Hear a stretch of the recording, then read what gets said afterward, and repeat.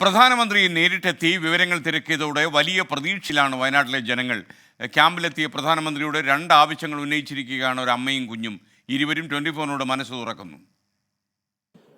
അട്ടമലയിലെ ദുരന്ത മേഖലയിലെ ഇരകൾ ഇപ്പോൾ ക്യാമ്പിൽ കഴിയുന്നവർ പ്രധാനമന്ത്രി വന്നിറങ്ങുന്നത് ഒരു നോക്ക് കാണാൻ വേണ്ടി എത്തിയിരുന്നു. ഒരു അമ്മയും മകനുമാണ് എത്തിയത്. അവരോട് ചോദിക്കാം, ആദ്യം മകനോട് ചോദിക്കാം. മകൻ്റെ സ്കൂൾ പൂർണ്ണമായും തകർന്നതാണ്.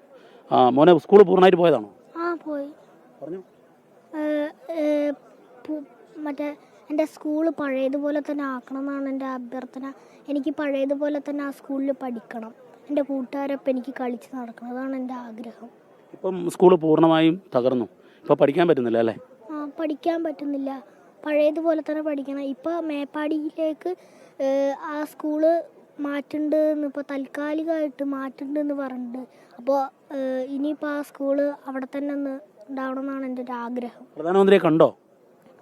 അങ്ങനെ നന്നായിട്ട് ശരിക്കും കണ്ടിട്ടില്ല. പിന്നെ എലിപ്പാടിലോട്ടൊന്ന് ഇറങ്ങണ ചെറുതായിട്ട് കണ്ടു. കുട്ടിയുടെ അമ്മയുമുണ്ട്. അമ്മയ്ക്ക് പറയാനുള്ളത് എന്താ? ഇതന്നെ പറയാനുള്ളത്, ഞങ്ങളെ ഈ ദുരന്തത്തിൽ ഇത്ര വലിയൊരു ദുരന്തമാണ് നടന്നിട്ടുള്ളത്. അപ്പം ഞങ്ങളെ സഹായിക്കണം. സാമ്പത്തിക പ്രധാനമന്ത്രിയോട് എന്താ പ്രധാനമന്ത്രിയോടുള്ള അഭ്യർത്ഥന എന്താ?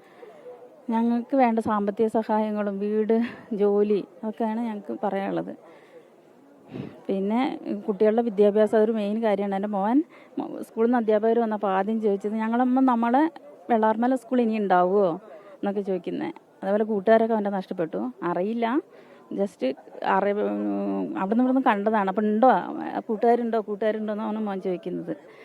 വീടുകളാണ്, നമ്മൾ ആ ഏരിയ മൊത്തം പ്രശ്നമാണ്. ഇനിയായാലും ഞങ്ങൾക്ക് അവിടെ താമസിക്കുക എന്ന് പറഞ്ഞാൽ ഭയങ്കര പേടി. മരുന്ന് കഴിച്ചുകൊണ്ടിരിക്കുക ഇപ്പോൾ ഞങ്ങളൊക്കെ ഡിപ്രഷനുള്ള.